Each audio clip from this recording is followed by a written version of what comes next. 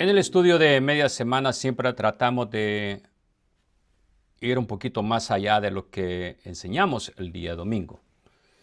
Y hemos estado viendo la conversación de Jesús y la mujer samaritana, el capítulo 4 del Evangelio de Juan, ¿no? Y eso es lo que vamos a estudiar en esta oportunidad, la mujer en el tiempo de Jesús. Ahora, este será un estudio basado en la Biblia y, como el título lo dice, en el tiempo de Jesús. Entraré un poco ahí en la historia de la iglesia, pero no pretendo que este sea un estudio del feminismo cultural del pasado o de este tiempo, ¿no? Más bien veremos que tanto en el Antiguo Testamento como en el Nuevo Testamento Dios se ocupa, protege, ama a todos sus hijos, a toda su creación, sin hacer una distinción entre el sexo masculino y femenino. Lo que sí encontramos en la Biblia, claro, es que Dios, el Señor, es un Dios de orden y como tal establece reglamentos, roles dentro del matrimonio, dentro del hogar y la sociedad. De hecho, Dios condena severamente el abuso que existía en contra de la mujer en el Antiguo y el Nuevo Testamento por parte de la sociedad. Estableció leyes para proteger a la viuda, condenó el divorcio porque dejaba a la mujer vulnerable financieramente. Ahora, este estudio tampoco es una defensa del patriarcado o una condena al matriarcado, ¿no? Ah, vamos a decir, esos estilos de vida matrimonial o familiar. eh, Vamos a aprender más bien que la Biblia establece a cada uno en su lugar, en el hogar y en la familia. Nos vamos a transportar un poco al tiempo de Jesús para conocer un poquito más en esta introducción sobre cómo eran las cosas en ese tiempo, ¿no? Cómo se trataba a las mujeres y cómo Jesús cambió la manera de relacionarse con el sexo opuesto. Y esto fue más bien para el bien de la familia, de la sociedad. Quiero que veamos primero esto, cómo eran tratadas las mujeres en el Imperio Romano. Este imperio dominaba Palestina, recordemos, estaba ahí presente. Roma estaba presente en Jerusalén, en todo lo que era Israel en ese tiempo. Ahora, las mujeres en este imperio gozaban de más libertades quizás que en el mundo judío griego, aunque siempre bajo la tutela, bajo el mando del hombre. Tenían derechos, tenían algunos roles. Por ejemplo, podían heredar, poseer propiedades, manejar negocios, sobre todo si eran viudas o libres, ¿no? Viudas libres, vamos a decir. Podían también divorciarse fácilmente, incluso por iniciativa propia. No podían votar ni ocupar cargos públicos. El matrimonio era una alianza familiar y política, pero en las clases altas algunas mujeres tenían mucha influencia. Ahora, las esclavas, como en todo sistema, eran tratadas como propiedad, sin derechos personales. Ahora, otra de las cosas también que encontramos en este tiempo, el Imperio Romano, es que el número de abortos o abandono de niñas era mucho más alto que el caso de los varones, ¿no? Entonces, la cultura y la sociedad de esos tiempos justificaba de alguna manera esta práctica barbárica, ¿no? Muy mala. Si un hombre simplemente su afán era tener hijos varones nada más, pues simplemente mataban al bebé, a la niña cuando nacía o la abandonaban, tiraban, ¿no? Era una práctica realmente que la iglesia condenó. Lo vamos a encontrar después. Ahora, lo mejor quizás de esto para las mujeres en el imperio era que tenían, vamos a decir, cierta autonomía económica, social. Ahora, lo peor era la violencia doméstica y sexual, era común y legalmente tolerada. Las mujeres sin estatus, o sea, las mujeres esclavas o pobres, sufrían una explotación extrema en el Imperio Romano. Ahora, también otra de las cosas que encontramos es la cultura griega. ¿Y cómo eran tratadas las mujeres en esta cultura griega, de los griegos? No, estos tenían mucha influencia, su pensamiento, sus libros y todo eso en ese tiempo, en el tiempo de Jesús.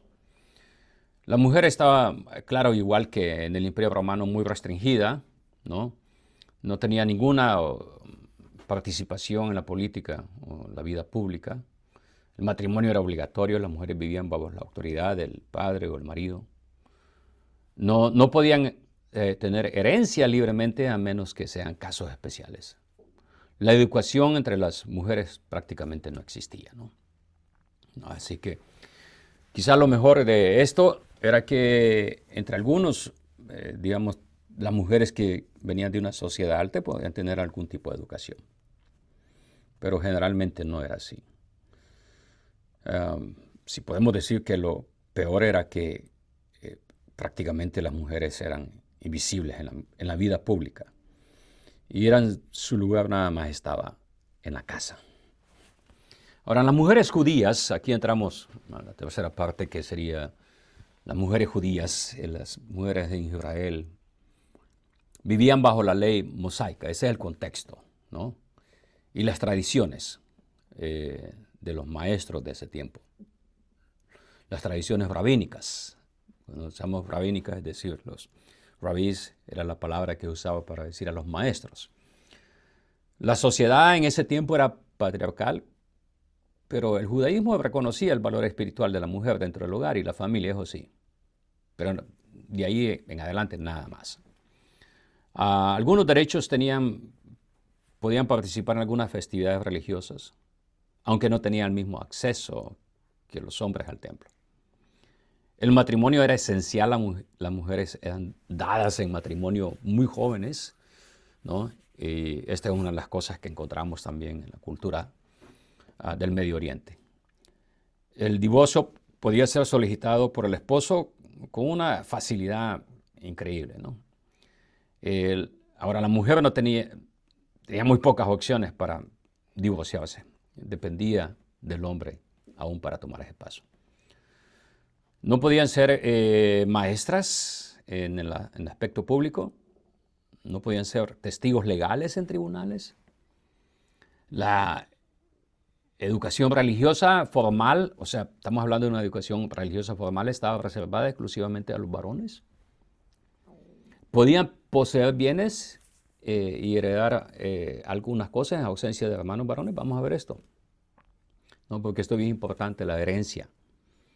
En el contexto histórico, veamos, Israel estaba, si vamos al Antiguo Testamento, voy a ir un poquito al Antiguo Testamento para comprender esto de la herencia, porque esto me llamó mucho la atención de cómo eran tratadas las mujeres, ¿no? Y cómo Dios cambia las cosas. Israel estaba terminando su tiempo en el desierto y estaba ya en los llanos, ya justo antes de entrar en Canaán. Y este era el tiempo de la segunda generación, ¿no? Después del Éxodo. Moisés estaba organizando el censo y la repartición de la tierra prometida por tribus y por familias. Esto lo encontramos en Números 26. En esa cultura la herencia de la tierra era fundamental porque garantizaba, digamos, la subsistencia familiar. La tierra era la fuente de vida, ¿no? El ingreso de la familia, de las tribus. Y también representaba la promesa del pacto que Dios había hecho del Señor, ¿no? con Abraham en Génesis 12 y 17. Ahora, esta herencia se transmitía por línea masculina nada más, asegurando el hombre de sus bienes y que estos se mantuvieran en el clan familiar, en el núcleo familiar. Hasta este momento solamente los varones podían optar por la herencia. Las mujeres recibían protección dentro del hogar, es decir, el del padre, el esposo, el hermano, pero no podían ser o recibir herencia legalmente. Pero tenemos un caso interesante aquí en Números 27 y encontramos a las hijas de Zelofehad. Dice, se acercaron las hijas de Zelofehad, hijo de Jefer, hijo de Galad, hijo de Maquir, hijo de Manasés, de la familia de Manasés, hijo de José. Y los nombres de sus hijas eran Mala, Noa, Hogla, Milca y Tirsa. Y se presentaron delante de Moisés y delante del sacerdote Eleazar, y delante de los príncipes y de toda la congregación a la puerta del tabernáculo de reunión, y dijeron, Nuestro padre murió en el desierto y no tuvo hijos varones. ¿Por qué será quitado el nombre de nuestro padre entre su familia por no haber tener hijo varón? Danos heredad entre los hermanos de nuestro padre. Que eso es número 27 del 1 al 4. Lo notable aquí es que estas mujeres hablan directamente con Moisés y los líderes, ¿no? Algo inusual en una sociedad patriarcal. Es decir, el papá o el hermano mayor tenía que ir, pero pues en este caso no había nada de eso. Su petición no solamente es económica, sino el hecho de preservar el nombre del Padre dentro del pueblo del pacto. E invocan aquí un principio de justicia e igualdad en el marco del pacto mosaico. En el caso de la ausencia de varón en la familia, estamos hablando que no había un varón en la familia, ¿no? Papá, hermanos. ¿Y qué es la respuesta de Dios? La respuesta de Dios es una nueva ley. Dice, Moisés le presentó el caso al Señor y el Señor respondió, las hijas de Zelofehad tienen razón. Dales posesión de una propiedad familiar entre los hermanos de su padre. Ahora recordamos, este es número 27, 5 al 8, ¿ok?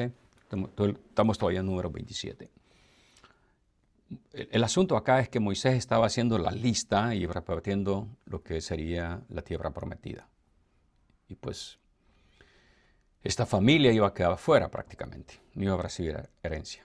Entonces dice el Señor, no, las hijas de Zelofehad tienen razón, dales posesión de una propiedad familiar entre los hermanos de su padre. Traspasa a ellas los derechos de propiedad de su padre. Además, diles a los hijos de Israel que cuando alguno de ellos muera sin tener hijos, sus derechos de propiedad se traspasarán a su hija. Aquí cambia, ¿no? Esto. Dios, el significado aquí, que Dios aprueba la petición de las mujeres. Dice, tienen razón estas mujeres, ¿no? E introduce una nueva disposición legal que amplía los derechos de herencia a las hijas en el caso que no hay hijos varones. Entonces Dios, y luego el Señor establece un número de, vamos a decir, un principio general de sucesión, es decir, de herencia. Más adelante, ahí mismo en número 27, 8 al 11 dice, si tampoco tuvo hija, sus derechos de propiedad pasarán a sus hermanos. Si tampoco tuvo hermanos, sus derechos de propiedad pasarán a los hermanos de su padre. Y si su padre tampoco tuvo hermanos, sus derechos pasarán a su pariente tribal más cercano. Y este será el dueño. Esto será estatuto legal para los hijos de Israel, tal como yo, el Señor, te lo he ordenado. Entonces, esta ley, una extensión de esta ley que había de la herencia, crea una cadena legal de herencia, garantizando que la tierra siempre iba a permanecer dentro del clan o el núcleo familiar. Ahora, la reflexión acá en esto de la herencia a las mujeres que no estaba detallado en la ley, es que vemos que Dios escucha la voz implorando justicia. Incluso los de quienes no tienen un poder social. El Señor dice en número 27:7, lo que dicen las hijas de Zelofehad es justo. No, Dios dice es justo, su petición. Entonces la ley del Señor no es una ley inflexible, sino que se aplica en fidelidad de los principios de una igualdad y la verdad. Y este caso demuestra que la ley no es un código cerrado, sino la manifestación del carácter justo y compasivo de Dios. Las mujeres son incluidas como portadoras del pacto en una cultura donde esto era algo desconocido totalmente. El nombre familiar y la herencia espiritual se preservan por obediencia a Dios, no por privilegio de género. Esto lo vamos a ver más adelante en el Nuevo Testamento, ¿no? Esto lo vamos a ver entonces. Vimos entonces, haciendo pequeño análisis de esta situación, las mujeres en el tiempo de Jesús no podían testificar en los tribunales, eran separadas en el templo, no podían también optar por algún servicio en el templo, solamente los hombres. Un maestro de la ley no podía hablar en público con una mujer. Y ni siquiera con su esposa o hija. Pensemos en esto, ¿eh? Una cultura bien cerrada. Se valoraba a la mujer sobre todo por su capacidad de ser esposa y madre, pero nunca como una líder dentro de la religión. Entonces, en lo social, en lo religioso, estaban totalmente fuera. Ahora, Jesús desafía directamente esas normas. Jesús no solamente trata a las mujeres con respeto, sino que eleva la dignidad que Dios le dio desde la creación, en igualdad espiritual con los hombres. Algunos ejemplos concretos encontramos aquí, ¿no? Hemos estado viendo acá la mujer samaritana en el capítulo 4 de Juan. Jesús rompe con todo lo que existía en ese tiempo, ¿no? Las divisiones. No solamente hablamos de la división que había en lo que cuestión del sexo, de no hablarle a una mujer, sino la división étnica, es decir, la división de las razas. Ya he hablado mucho sobre que los samaritanos eran muy mal vistos dentro del pueblo judío, ¿no? Otra de las cosas es que rompe con todo también estas normas acerca de la mujer samaritana. Nos damos cuenta que era una mujer pecadora, que es como todos nosotros, claro. Y se termina esa división entre hombre y mujer. La identidad de Jesús, ¿no? En cuanto a esto, mesiánica, es que Él va a alcanzar a los hombres y mujeres, a todos, ¿no? A todos. Ahora, Jesús las defendió de la opresión, de la hipocresía legalista también. Esto lo vamos a ver más adelante, y no quiero estudiar esto acá, pero la mujer adúltera en Juan 8, del 1 al 11. En lugar de la condena que según la ley pedía, Jesús expone o revela la hipocresía de los que venían a acusar esta mujer. ¿Por qué? Porque solamente la trajeron a ella, no trajeron al hombre. Dice, esta mujer ha sido hallada en el acto. Entonces, ¿dónde está el hombre? No lo trajeron, solamente trajeron a la mujer. Ahora, Jesús no prueba el pecado. Eso hay que decirlo claramente. Jesús no prueba el pecado. No es que Jesús está de acuerdo con el pecado de la mujer y lo justifica. No, no, no. Restaura la dignidad de la mujer, otorgando un perdón, pero también estableciendo, diciendo, vete, no peques más. Otro texto también en el Nuevo Testamento, en Lucas 7, 36 al 50, la mujer pecadora que unge los pies de Jesús, con estos perfumes caros y todo eso. Esta mujer era mal vista delante de la sociedad. Y los enemigos de Jesús criticaban esta acción de esta mujer. Pero, ¿qué recibe ella? Es elevada públicamente. No por sus pecados, sino por su fe y arrepentimiento, ¿no? Diciendo, bueno, al que mucho le has perdonado, hay mucho más agradecimiento. Ahora también Jesús, otra de las cosas importantes que encontramos de cómo cambió las cosas, es que Jesús incluyó a las mujeres dentro del grupo selecto de discípulos cercanos. No solamente aquellos que venían y escuchaban, sino aquellos, no estamos hablando de los 12 aquí, discípulos, sino aquel grupo más extenso después de los 12, ¿ok? No estamos diciendo que una mujer fue parte de los 12, no. El grupo más extenso de los discípulos después de los 12. No, el círculo central era los 12 discípulos, pero había otro círculo fuera de ese, y en este fueron incluidas las mujeres. En Lucas 8, del 1 al 3 dice, y les voy a leer este texto, dice, después de esto Jesús andaba por todas las ciudades y aldeas, y ahí proclamaba y anunciaba las buenas nuevas del reino de Dios. Lo acompañaban los 12, ahí están los 12. Y también dice, algunas mujeres que habían sido sanadas de espíritus malignos y de enfermedades. María, a la que se le llamaban Magdalena, y la que habían sido expulsados 7 demonios. Juana, la mujer de Chuza. el intendente de Herodes. O sea, una mujer que tenía, ¿no?, dinero, tenía posición en ese tiempo.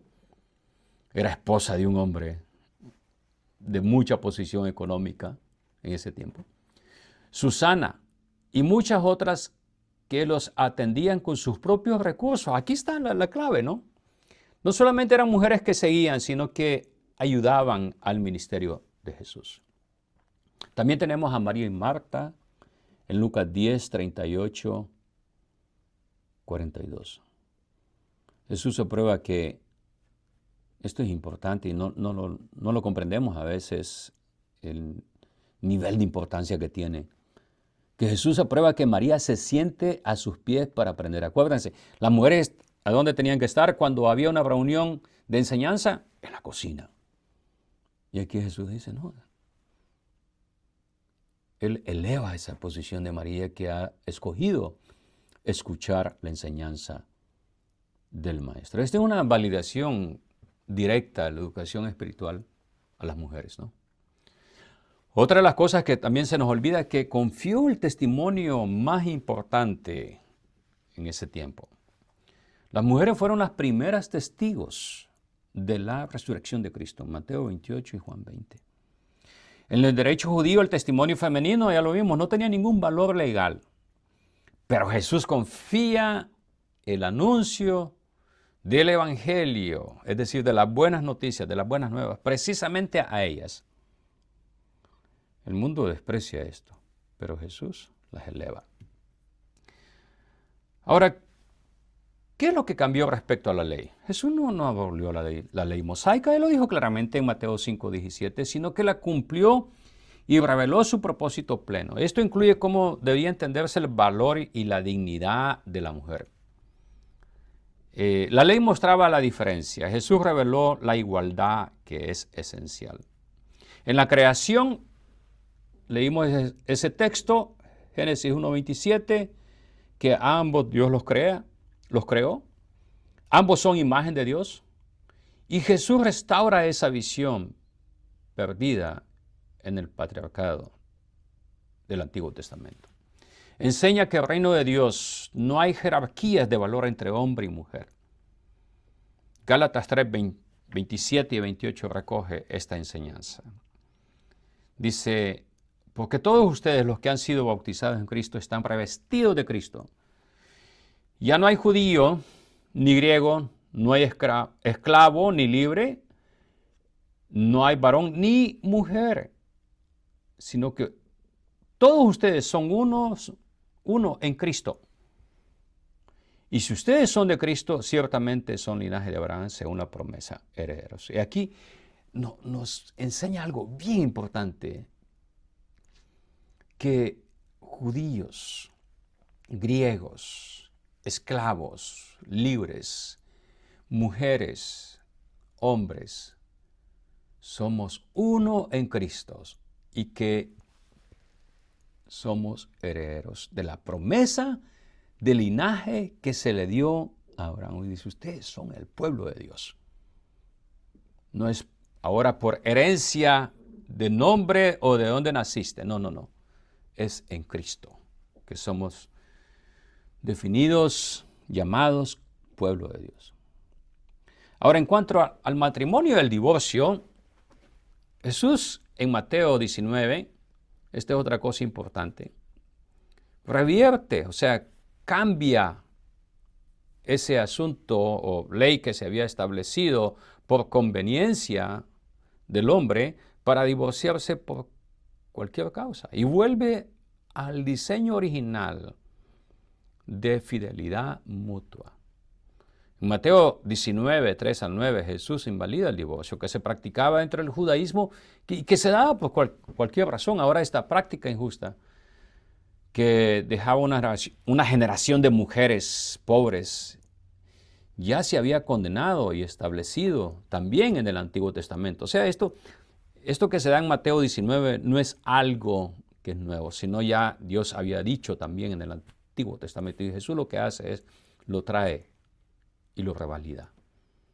Porque en Isaías 10, 1 y 2 dice, hay de los que dictan leyes injustas y emiten decretos opresivos Con ellos evitan la defensa de los pobres y les niegan la justicia a los afligidos de mi pueblo. Despojan a las viudas y les roban a los huérfanos. Malaquías 2:14 dice, pues porque el Señor ha visto que has sido desleal con la mujer de tu juventud, con tu compañera con la que hiciste un pacto. O sea, aquí dice el Señor, mira, dejaste a la mujer de tu juventud cuando estaba ya vieja y fuiste y buscaste una joven para que te acompañara como tu esposa en los últimos días. Y no hay justificación en ese tipo de divorcio. Éxodo 22 ya establecía, la ley ya establecía, no afligirás a las viudas ni a los huérfanos. Si llegas a afligirlos, ellos me piden ayuda, yo atenderé su clamor. Entonces se encenderá mi furor y yo los mataré a espada. Y las viudas y los huérfanos serán las mujeres y los hijos de ustedes. Defiende Dios a la mujer que está frente a una ley injusta que favorece al hombre. Ahora Jesús valoró la vida femenina que para muchos no tenía una función utilitaria, donde la sociedad veía el valor en la maternidad o utilidad doméstica nada más. Jesús vio el valor en la persona misma. Solteras, viudas, ancianas, jóvenes, todas podían servir a Dios. Y esto trae un impacto bíblico y social. Jesús rompe el molde de la cultura patriarcal que había sido mal usado y les da voz y responsabilidad espiritual. Las hace a las mujeres protagonistas en la historia de la salvación. Introduce una ética de igualdad ante Dios que luego el cristianismo primitivo, es decir, el cristianismo de los primeros siglos, la extendió. Dice Hechos 2, 17, 18. Dios ha dicho, en los últimos días derramaré de mi espíritu sobre toda la humanidad. ¿Y qué dice? Toda humanidad. Los hijos y las hijas de ustedes profetizarán. Sus jóvenes tendrán visiones y sus ancianos tendrán sueños. En esos días derramaré de mi espíritu sobre mis siervos y mis siervas y también profetizarán. Aquí nos damos cuenta 2 veces en este texto se menciona tanto a hombres como a mujeres que serán beneficiados por la bendición del derramamiento del Espíritu Santo. Este es el cumplimiento de la profecía del profeta Joel del Antiguo Testamento. Un cumplimiento del texto que encontramos en Joel 2, 28 al 32. Ahora, esto lo vamos a encontrar en el Nuevo Testamento. La base del cambio es que Cristo restaura el diseño original. Y eso es lo que quiero que comprendamos. Porque Dios los crea en Génesis 1:27. No, y el apóstol Pablo, nos dimos cuenta ya en Gálatas 3:28, donde dice él, no hay griego, no hay judío, no hay esclavo, no hay libre, no hay varón ni mujer, porque todos ustedes son uno en Cristo. Esto entonces no elimina las diferencias funcionales entre hombres y mujeres, sino que establece que su valor espiritual y acceso, o sea, su entrada a la gracia de Dios son iguales. El hombre no tiene un acceso más grande que la mujer. Igual podemos ir delante de Dios. El orden de creación permanece, pero la dignidad redimida es plenamente reconocida por el Señor. Ahora vemos esto a través de la historia en Hechos, ¿no? Las mujeres dentro de la iglesia primitiva, en Hechos 1:14 dice, todos estos perseveraban unánimes en oración y ruego con las mujeres. ¿Con quién? Con las mujeres. Y con María, la Madre de Jesús, y con sus hermanos. Entonces aquí encontramos este grupo que está en oración y que incluye y menciona a las mujeres también. No. Y las mujeres colaboran en el ministerio también en la iglesia. Esto lo encontramos ¿no? en el Nuevo Testamento, en Hechos, en las cartas de Pablo. A lo largo de Hechos, las mujeres aparecen aquí sirviendo activamente en la obra del Evangelio, ¿no? Está Lidia, Priscila, las hijas de Felipe. Estas mujeres no usurparon la autoridad eclesiástica, pastoral, pero sí participan en la expansión del Evangelio de una manera fiel y activa. Ahora, la enseñanza apostólica sobre el rol femenino. Veamos esto. Esto es muy importante. Los apóstoles, especialmente Pablo, establecen un equilibrio entre igualdad espiritual y el orden funcional dentro de la iglesia. Hay una igualdad en Cristo. Eso lo encontramos en todas las cartas, casi todas las cartas de Pablo. Hay una igualdad en Cristo. Y Romanos 16 menciona una larga lista de mujeres que cooperaban en el ministerio, ¿no? Pueden leerlo ustedes, pero ahí encontramos por lo menos unas 8 o 9 mujeres mencionadas que colaboraban con el apóstol Pablo. Ahora, hay un orden y una autoridad espiritual. Al mismo tiempo, la Escritura mantiene una estructura de autoridad y enseñanza en la iglesia. Dice, no permito a la mujer enseñar ni ejercer dominio sobre el hombre, sino estar en silencio. No. 1 Timoteo 2:12. Este es un texto que ha causado, ¿no?, entre muchos, decir, el patriarcado. Bueno, quiero decirles esto, establece un orden en lo que es la estructura de autoridad y enseñanza dentro de la iglesia, nada más. Juan Calvino escribió sobre este texto y dijo, afirma que ese mandato no era cultural ni temporal, sino un principio permanente del orden de Dios en la iglesia, ¿no? Tal como lo dice 1 Corintios 11:3, pero quiero que sepan que Cristo es la cabeza de todo hombre y que el hombre es la cabeza de la mujer y que Dios es la cabeza de Cristo. Ahora, estas instrucciones implican que la mujer, no, vamos a ver, ¿es inferior al hombre? No. Da un orden de responsabilidad dentro del diseño divino para la iglesia. La mujer tiene un papel crucial en el hogar, en la formación de los hijos, en el testimonio, la hospitalidad, la enseñanza a otras mujeres y el servicio. Esto lo encontramos en Tito, capítulo 2. Ahora, ¿qué de las mujeres en el pastorado? ¿Es bíblico? Esto es en cuanto a las mujeres que desempeñan el papel de pastores. Ahora, no está en la Biblia. Yo entiendo que hay denominaciones que aceptan a la mujer que ejerza lo que es el pastorado. Pero nuevamente aquí yo me refiero a lo que la Biblia dice, lo que está escrito ahí, no las prácticas de cada denominación. En 1 Timoteo, capítulo 3, del 1 al 7, encontramos la palabra, los requisitos de los obispos, los episcopos. Ahora, todo el texto que tenemos ahí y las cosas que declara el apóstol Pablo, cuando dice, por ejemplo, que sea irreprensible, que tenga una sola esposa, que sea sobrio, prudente, todo ese texto. Y si leemos Tito, capítulo 1, 5 al 9, las instrucciones que se le dan a Tito también, y lo que el apóstol Pedro habla acerca de los ancianos, los requisitos de los ancianos.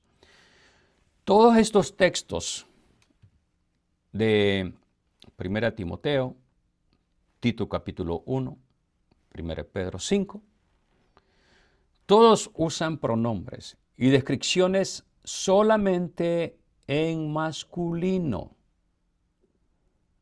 Nunca dice, y también que la mujer tenga un solo esposo, no. ¿Nos damos cuenta de eso o no? Se usan pronombres y descripciones en base al sexo masculino.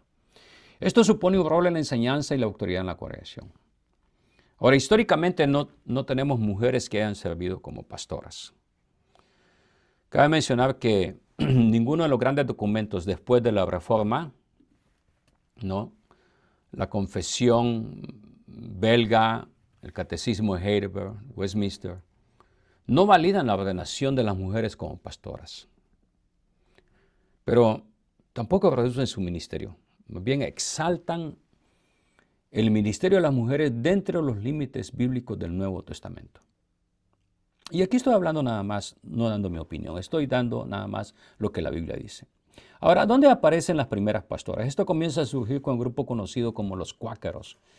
en el siglo XVII y más tarde con los movimientos pentecostales del siglo XIX. Es ahí donde se dan vamos a decir, que encontramos históricamente las primeras pastoras. Ahora, creo que cada denominación es libre de pensar y actuar como lo decidan sus miembros. El ministerio del pastorado es por llamado y no por cuotas de géneros, como se ha establecido en algunas denominaciones liberales aquí en Estados Unidos. Cuando se establece un número o porcentaje determinado de mujeres y hombres para buscar una igualdad entre el sexo, ¿no? Es decir, entre mujeres y hombres, esto se está reduciendo el ministerio pastoral a una profesión determinada por una ideología humana, es decir, un pensamiento humano. Nuevamente, el pastorado es un llamado de Dios. No es un número determinado por los hombres pensando en cuál es la moda del momento para quedar bien con todos, ¿no? Ahora, la nueva dignidad del rol femenino en Cristo. Vamos a ver esto, la nueva dignidad del rol femenino en Cristo. El cambio más profundo que Jesús trajo no fue político ni social, sino espiritual. Jesús hizo una restauración de la dignidad, el valor de la mujer en la misión que ésta tenía delante de Dios. Jesús trató a las mujeres como herederas de la gracia a través de los escritos inspirados por medio del apóstol Pedro. Esto lo vimos, ¿no? Cuando dice que ustedes, los esposos, sean comprensivos con ellas en su vida matrimonial. ¿Y qué debemos de hacer? Honrarlas como mujeres, pues son coherederas. Esto es algo completamente nuevo en el sentido que se da en el Nuevo Testamento y se ve y dice, tanto ustedes, hombres como mujeres, van a ser parte de esa vida eterna en el futuro. Y no hay una división aquí que solamente es para los hombres. Ahora, en el servicio en el reino, las mujeres servían al Señor con fidelidad. Esto lo encontramos también. Esto es notable ya que en el servicio del templo en Jerusalén no tenía ninguna parte. El testimonio del Evangelio también. Fueron las primeras en anunciar la resurrección. Y se dice que la primera misionera que encontramos en el Nuevo Testamento no es ninguno de los discípulos apóstoles, sino la samaritana que vuelve con sus vecinos, amigos, familiares y habla, ¿no? He encontrado el Mesías y trae gente. Entonces el testimonio del Evangelio fue encargado también a ellas. Ahora, encontramos aquí un modelo de fe y obediencia, ¿no? María, las Marías que encontramos en el Nuevo Testamento, y María, la Madre de Jesús, también es presentada como sierva del Señor. Cuando leemos, ¿no? En este caso específico de María, la Madre de Jesús, cuando ella dice, hágase conmigo conforme a tu palabra, Lucas 1:38. Entonces la iglesia del primer siglo entendió que las mujeres eran parte integral del cumplimiento de la gran comisión. Claro que sí. La mujer tiene un papel importante dentro de la gran comisión. Vamos a decir esto, aunque dentro del orden establecido por Dios en el Nuevo Testamento. Eso está claro. Vamos a concluir este estudio diciendo esto. Desde un punto de vista bíblico, no ideológico, no patriarcal, no matriarcal, Jesús no disolvió las diferencias entre el hombre y mujer, sino que las redimió y definió de una manera clara todo esto para el bienestar ¿de qué? Del matrimonio, de la familia, es decir, de los hijos. La igualdad espiritual no anula el orden de la creación, sino más bien lo eleva, lo purifica, ¿no? Porque había sido abusado por el orgullo del hombre y el egoísmo. La mujer cristiana encuentra su mayor libertad en la obediencia a Dios, no en la limitación de los roles, es decir, masculino, femenino, y quién tiene más derecho o quién tiene menos, sino en la plenitud de su llamado como sierva, discípula, madre, testigo fiel. El Evangelio elevó a la mujer por encima de las costumbres que eran degradantes de ese mundo, dándole valor eterno y propósito redentor. Y esto lo encontramos en este capítulo 4 de Juan. Ha sido bien claro. Jesús elevó a la mujer por encima de esas costumbres culturales de ese tiempo, Jesús muestra su amor y misericordia con esta mujer, llevando el evangelio, escogiéndola a ella para que fuera un portavoz de las buenas noticias. Ahora, mis queridos hermanos, nos sometemos a Dios igualmente. No la mujer es más que el hombre o el hombre más que la mujer. Aquí vemos entonces que el orden está establecido por Dios con el propósito de salvaguardar, preservar la familia, el hogar. Y aunque esta es una cita bíblica del Nuevo Testamento, la que voy a darles de último para concluir este estudio, es un principio bíblico que se establece aquí, tanto en el Antiguo Testamento como en el Nuevo Testamento. Es decir, las bendiciones de la obediencia y la desobediencia era aplicada a ambos, al hombre y a la mujer.